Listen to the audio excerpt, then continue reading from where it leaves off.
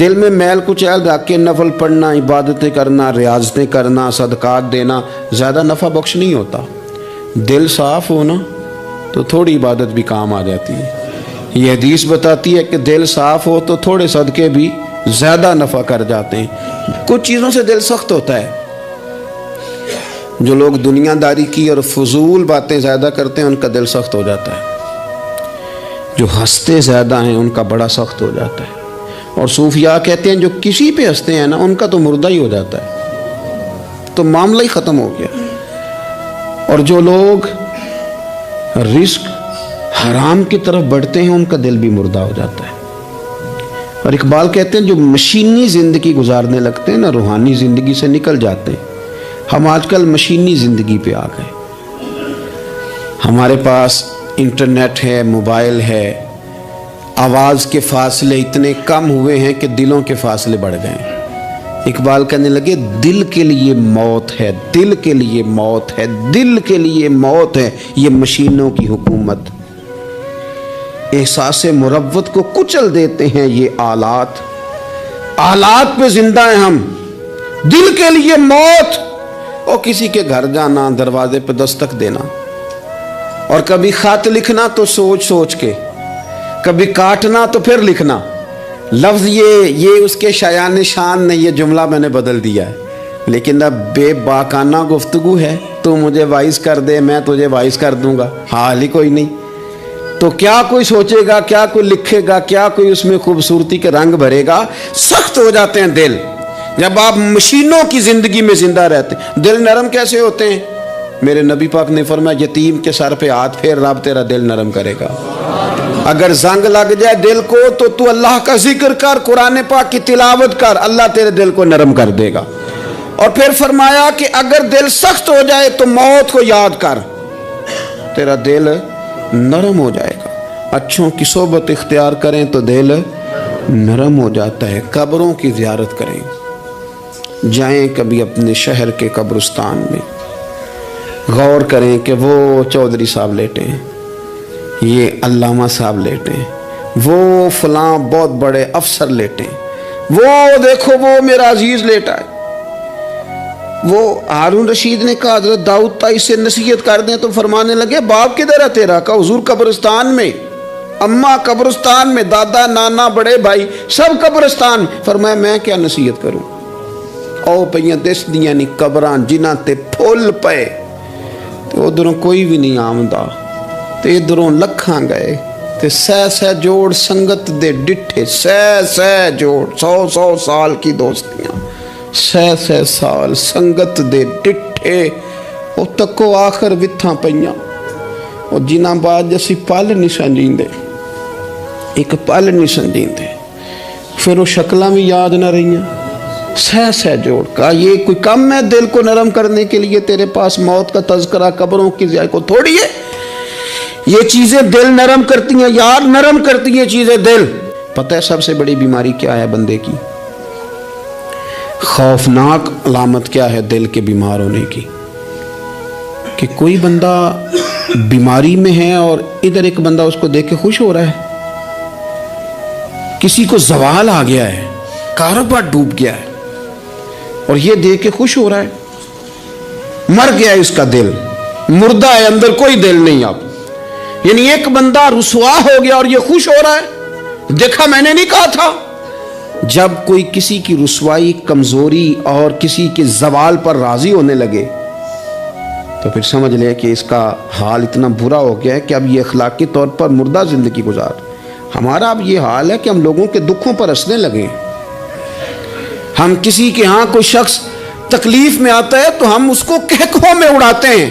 یارو زندہ قومیں یہ کام نہیں کرتی، زندہ قومیں یہ کام نہیں کرتی۔ میرے نبی پاک صلی اللہ علیہ وسلم نے فتح کے موقع پر بھی گردن کو جھکا کے بتایا کہ جب رب عروج دے تو پھر اللہ کی بارگاہ میں جھک جایا کرو۔ کسی شخص کے پتہ ہے ایک حدیث سنو، یہ مسلم شریف میں موجود ہے۔ حضور نے فرمایا ایک بندہ گناہ کرتا تھا، پھر اس نے توبہ کر لی، اگر کسی نے دوبارہ اسے وہ گناہ یاد کرایا کہ تو یوں ہوتا تھا، اگر کسی نے اسے دوبارہ گناہ یاد کرایا تو یاد کرانے والے کو اللہ سزا کے طور پر مرنے سے پہلے پہلے اس گناہ میں مبتلا کر دے گا. خفیہ تدبیر آئے گی اللہ کی. جس کو اللہ نے معاف کر دیا، زمین آسمان بھول گئے، فرشتوں کے دفتر سے اس کا گناہ محو کر دیا گیا، تو نے کیوں یاد رکھا؟ لیکن ہمارے دل اس طرح کے ہیں، خیر کی خبریں نہیں دیتے. ہم خیر کی خبر نہیں دیتے، مثبت بات نہیں کرتے. ہمارے رویے دوسروں کے بارے میں سخت ہیں. یعنی بہو سے داماد سے اختلاف ہو گیا، پھر اس نے معافی مانگ لی، پھر ہم نے معاف کر دیا، پھر 1 سال کے بعد دوبارہ لڑائی ہوئی تو پچھلی بات دوبارہ یاد کرنی چاہیے تھی. اس کی تو معافی دے دی تھی آپ نے، لیکن آپ نے پھر یاد کر لی وہ بات. اس کا مطلب ہے آپ نے صلح کی تھی، دل صاف نہیں کیا تھا. دل جب آپ صاف کر لیں تو پھر معاملہ ختم ہو گیا. پھر آپ پھر نکال پھینکے ساری چیزیں. مسند امام احمد بن حنبل میں حدیث ہے، حضرت انس بن مالک رضی اللہ تعالیٰ عنہ کہتے ہیں میں بھی بیٹھا تھا، حضرت عبداللہ ابن عمر رضی اللہ تعالیٰ عنہ بھی حضور کی بارگاہ میں بیٹھے تھے. نبی پاک صلی اللہ تعالیٰ علیہ وسلم نے فرمایا ابھی ایک شخص تمہارے پاس آنے والا ہے، تیاری کر لو، آنے والا جنتی ہے. کہتے ہیں ایک شخص اندر داخل ہوا تو سادہ سا بندہ، داڑھی سے پانی کے قطرے گر رہے، جوتے ہاتھ میں پکڑے یا بغل میں دبائے، وہ آ گیا، حضور سے بات چیت کی، چلا گیا. ہم بڑے خوش تھے کہ کمال نہیں ہو گیا جس کو حضور نے دنیا میں جنت کی بشارت عطا کر دی. اگلے دن اس نے اتفاق، ہم اسی جگہ اسی حال میں بیٹھے تھے کہ پھر محبوب نے فرمایا ابھی ایک بندہ آنے لگا، جنتی ہے. کہتے ہیں وہ بندہ آیا تو دیکھ کے حیران ہو گئے، یہ تو وہی کل والا ہی بندہ ہے. اسی طرح داڑھی سے پانی کے قطرے گر رہے ہیں، جوتے اس کی بغل میں آ کے بیٹھ گیا. تیسرے دن اللہ کی قدرت ہم وہیں بیٹھے تھے، پھر حضور نے فرمایا بندہ آنے لگا، زیارت کر لو، تیاری کر لو، بندہ جنتی ہے. وہی بندہ آیا جو پہلے 2 دن آیا تھا. حضرت عبداللہ ابن عمر کہتے ہیں کہ وہ حضور سے کوئی بات چیت کر کے جانے لگا تو میں اس کے پیچھے ہو گیا. میں نے اس کو جا کے سلام کے بعد کہا کہ یار میں تیرا مہمان بننا چاہتا ہوں، 3 راتوں کے لیے رکھ لو گے؟ اب محلہ بھی ایک، شہر بھی ایک. اس نے کہا جی ٹھیک ہے، آ جائیں، جو میرے پاس روکھا سوکھا ہوگا پیش کر دوں گا. فرماتے ہیں 3 راتیں 3 دن میں اس کے پاس رہا. میں جاننا چاہتا تھا کہ کون سی ایسی عبادت کرتا ہے جس کی وجہ سے 3 دن حضور نے جنت کی بشارت اس کے لیے دی، اعلان فرمایا. کہتے ہیں میں نے کوئی غیر معمولی چیز نہیں اس کے اندر دیکھی، کوئی انوکھی عبادت نہیں دیکھی. عشاء پڑھتا، فجر تک سویا رہتا، میں تہجد کے وقت اٹھتا، نفل پڑھتا. 3 راتیں یہ ہوتا رہا. ہاں جب وہ کروٹیں بدلتا تو اللہ اکبر کہتا، باقی وہ سویا ہے، فجر میں اٹھا ہے. صدقہ بھی خاص نہیں اس نے دیا، خیرات بھی میں اس سے زیادہ کرتا رہا، مجھے کوئی خاص چیز نظر نہیں آئی. تیسرے دن میں جانے لگا تو میں نے اسے کہا یار سن، مجھے کوئی ضرورت نہیں تھی تیرے گھر میں قیام کرنے کی، میرا گھر قریب ہی ہے. وہ تو کمال یہ ہے کہ نبی کریم علیہ السلام نے اپنی زبان فیض ترجمان سے، یعنی وہ زبان جس کو سب کن کی کنجی کہیں، اس کی نافذ حکومت پہ لاکھوں سلام، حضور نے 3 دن تجھے مسلسل جنتی کہا ہے. میں تو دیکھنے آیا تھا کہ تیرے اندر کوئی عمل ہو تو میں بھی وہ شروع کروں. تو وہ کہنے لگا یہی ہے جو آپ نے دیکھ لیا ہے، فرض نماز ہی پڑھتا ہوں، روٹین کے کام ہی کرتا ہوں، کوئی خاص چیز تو میرے پاس کوئی نہیں. حضرت عبداللہ ابن عمر فرماتے ہیں میں نے تو سمجھا کہ میں تو اس سے زیادہ خیر کے کام کرتا ہوں. اب میں سوچتا ہوا وہاں سے نکلنے لگا کہ پھر کیا خاص بات ہے جو نبی پاک نے 3 دفعہ اسے جنتی کہا ہے. جب میں نکلنے لگا نا، دروازے پہ مڑنے لگا تو اس نے آواز دی، کہا یار سنو ایک بات یاد آئی ہے. میں نے کہا وہ کون سی؟ کہنے لگا یار جب سے بالغ ہوا ہوں نا، جب سے اللہ نے توفیق اسلام دی ہے، میں نے جب بھی اپنا دل دیکھا ہے نا، جب بھی میرے دل میں کسی کے لیے حسد کوئی نہیں، کوئی عداوت نہیں، کوئی بغض نہیں، کوئی کینہ نہیں، کوئی کیا کر رہا ہے، میرے دل میں سب کے لیے خیر ہی ہے. دل میرا صاف ہے، اس کے علاوہ نہیں مجھے پتا کیا عمل ہے. حضرت عبداللہ بن عمر کہتے ہیں پھر مجھے سمجھ آ گئی ہے، یہ جو تیرے دل کی صفائی ہے نا، یہ بنیاد بن گئی ہے جس کی بنیاد پر نبی پاک نے تجھے 3 دفعہ جنت کی بشارت عطا فرمائی ہے. تو امام غزالی رحمۃ اللہ علیہ فرمانے لگے کہ اگر آئینے پہ گرد پڑ جائے تو اس میں عکس صحیح نظر نہیں آتے، آئینے صاف کر لیے جائیں تو پھر اس پہ عکس نظر آتے ہیں. ہمارے آئینے نا تھوڑے سے گرد والے ہو گئے ہیں، دل تھوڑے سے نا میلے کچیلے ہو گئے ہیں، تو کوئی بھی عکس اس پہ سختی طبیعتوں کی، مزاجوں کی سختی، دوسروں کے بارے میں ڈاٹے جذبات ہمارے، ہمارے رویے ٹاٹے، ہماری طبیعتیں سخت۔ حضرت عبداللہ ابن مسعود رضی اللہ تعالیٰ عنہ نے ایک شخص کو جنازے کے موقع پہ ہنستا ہوا دیکھ لیا، فرمایا آج کے بعد تیرے ساتھ کلام نہیں کروں گا۔ جس کا جنازہ دیکھ کے بھی دل نرم نہیں ہوا اور قبرستان دیکھ کے بھی دل نرم نہیں ہوا، وہ تو سخت دل بندہ ہے۔ سخت دل بندے سے دوستی کبھی نہیں رکھوں گا، میں تو درد دل والوں سے پیار کروں گا، تیرے ساتھ میں کلام نہیں کرتا۔ تو کس طرح کا شخص ہے بھائی جسے یہاں آ کے بھی ہنسی آ رہی ہے، مذاق سوچ رہا ہے؟ تو دل کی نرمی، میرے نبی پاک صلی اللہ علیہ وسلم نے نا دل پر، ہم نے نا کپڑوں پر بڑی محنت کی، ہم نے چہروں پر بڑی محنت کی، ہم نے اپنے ظاہر کو سنوارنے پر بڑی، ہم نے اپنے حق میں بڑے بڑے لفظ یاد کیے، بڑی کہانیاں یاد کی، پر دل کے لیے محنت، اس پر محنت ہی نہیں کی۔ اعلیٰ حضرت فاضل بریلوی کتنے بڑے عالم ہیں، 1000 کتاب کے مصنف، اور ان کے فتاوی موجود ہیں کہ جس بندے کا تلفظ ٹھیک نہ ہو، یعنی جو ضروری قواعد ہیں وہ قرآن پاک کے جس کو نہ آتے ہوں، اس کے پیچھے نماز نہیں۔ جو ہا اور ہا میں فرق نہیں کر سکتا، حمزہ اور عین میں فرق نہیں کر سکتا، وہ الفاظ کا معنی بگاڑ دے گا۔ لیکن اعلیٰ حضرت چونکہ صوفی ہیں، درویش ہیں، علم کے ساتھ تو ایک اور رنگ بھی بیان کرتے ہیں۔ وہ کہتے ہیں یہ نہ ہو کہ صرف تو حروف کے ہیر پھیر میں لگا رہے، صغرے کبرے ٹھیک کرتا رہے، دارابا یادرب کے چکر میں پڑا رہے، اور دل پر تو توجہ ہی نہ دے۔ فاضل بریلوی رحمۃ اللہ علیہ فرمانے لگے کہ 2 علماء نے قرآن ایک درویش کے پیچھے نماز پڑھی تو مستحب جو قواعد تھے نا جن کے بغیر نماز، وہ ٹھیک نہیں تھے ذرا ان کے، تو وہ کہنے لگے دیکھا جی اتنے بڑے پیر صاحب ہیں اور ان کی تو قرات ہی ٹھیک نہیں، تلفظ ہی ٹھیک نہیں۔ حالانکہ لفظ تاثیر سے بنتے ہیں، تلفظ سے نہیں۔ لفظ تاثیر سے بنتے ہیں، تلفظ سے نہیں۔ اہل دل آج بھی ہیں اہل زبان سے آگے۔ انہوں نے کہا جی بابا جی کا تو تلفظ ہی ٹھیک نہیں۔ اعلیٰ حضرت نے لکھا ہے ملفوظات شریف میں، فرماتے ہیں پھر وہ نہ نہانے کے لیے چلے گئے نماز پڑھ کے فارغ ہو کے، تو وہ پانی میں اتر گئے تو شیر ان کے کپڑے اٹھا کے لے گیا۔ اب کتنی کو دیر پانی میں رہتے، نکلے بھی تو کیسے نکلے، شرم آتی ہے۔ مختصر لباس پہن کے وہ غسل کرنے کے لیے گئے تھے، اب پانی میں سردی، کتنی کو دیر بندہ پانی میں رہے۔ لوگوں نے آ کے کہا حضور وہ آپ کے مہمان تو الجھ گئے، بڑے بری طرح پھنس گئے، مہربانی فرمائے ان کو تو بچائیں، وہ تو سخت الجھن میں۔ کیا ہوا؟ کہنے لگے وہ شیر کپڑے لے گیا اور وہ پانی میں ہے، اب کچھ تو ہونا چاہیے۔ تو وہ بزرگ گئے، جا کے نہ دور کھڑے ہو کے شیر کو آواز دی، شیر کو۔ حضور کے صحابی تھے نا حضرت سفینہ، قافلے سے رستہ بھول گئے، ایک سائیڈ پہ ہو گئے تو سامنے شیر آ گیا۔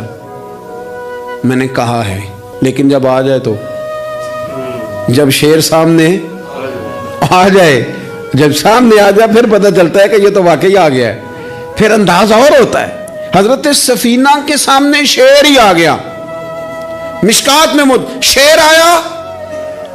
اب کوئی بھاگتا ہے، کوئی چڑھتا ہے درخت پہ، کوئی لکڑی اٹھاتا ہے، کوئی اسلحہ پکڑتا ہے۔ حضرت سفینہ فوراً بولے، کہنے لگے او شیر ذرا خیال کرنا میں رسول اللہ کا غلام ہوں۔ پھر آکھیا شیر سفینہ تائی جا را یا را جاندے، او جڑے غلام رسول اللہ دے اسی غلام ہونا دے۔ شیر دمیں لاتا رستہ چھوڑ گیا، اور بابا جی بھی گئے۔ فاضل بریلوی کہتے ہیں شیر کو آواز دی، شیر دوڑا آیا، آگے کہنے لگے وہ ہمارے مہمانوں کے کپڑے لے گیا، تجھے شرم نہیں آتی؟ تو شیر کپڑے اٹھا کے واپس لایا۔ ان علماء کو، حضرات علماء کو کپڑے پیش کیے۔ جب ان کو پیش کیے تو پیش کرتے ہی بزرگ پھر فرمانے لگے، کہنے لگے مولانا تم نے لفظ سیدھے کیے ہیں، میں نے دل سیدھا کیا ہوا ہے۔ تم نے محنت کر کے نہ لفظ ٹھیک کیے ہیں، لیکن میں نے دل ٹھیک کیا ہے۔ دل پاک ہوئے تے پاک ہی ملدا ہے، تے بنا پاکوں پاک نہیں ملدا۔ سارے جسم دے توون نالوں ایک ٹکڑا تول ہے دل دا۔ حضرت سلطان باؤ رحمت اللہ علیہ فرمانے لگے دل کالے نالوں منہ کالا چنگا،